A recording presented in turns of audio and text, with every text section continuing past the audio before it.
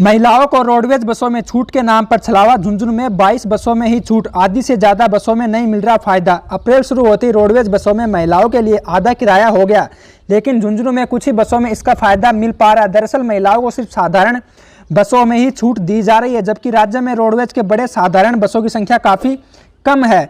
ऐसे में एक तरह से सरकार रोडवेज बसों में महिलाओं को किराए में छूट के नाम पर छलावा कर रही है। राज्य सरकार की ओर से राजस्थान रोडवेज की बसों में महिलाओं के किराए में 30% की छूट दी जा रही थी।